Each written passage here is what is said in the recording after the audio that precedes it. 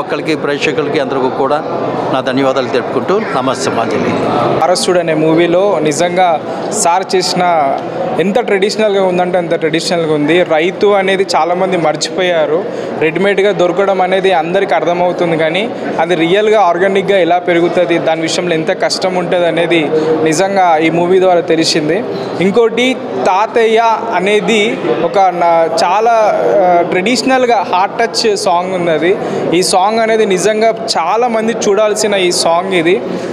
పిల్లలకి ఈ మన స్కూల్ పిల్లలు ఎవరైతే ఉంటారో ఈ సాంగ్ చాలా తల్లిదండ్రులు ఈ మూవీ తప్పకుండా థియేటర్లో చూపించండి. అసలు సమాజం అంటే ఏంటిది, రైతులు అంటే ఏంటిది, పెద్దవాళ్ళు అంటే ఏంటిది, గౌరవాలు అంటే ఏంటిది, మర్యాద అంటే ఏంటిది అనేది ఈ మూవీలో క్లియర్గా ప్రతిదీ ఉంది.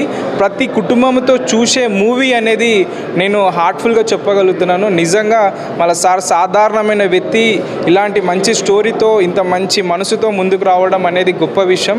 ఈ మూవీని ఆదరించాలి. ఈ మూవీ ప్రతి పల్లెకి వెళ్ళాలి, ప్రతి సిటీకి వెళ్ళాలని మనస్ఫూర్తిగా కోరుకుంటున్నాను. నిజంగా సార్ మీ యాక్టింగ్ అమేజింగ్ సార్. చాలా మీరు ఇలాంటివి ఇంకెన్నో చేయాలని కోరుకుంటున్నాను.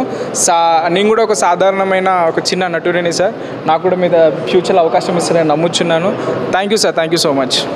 ప్రేక్షకులందరికీ నా హృదయపూర్వక నమస్కారములు.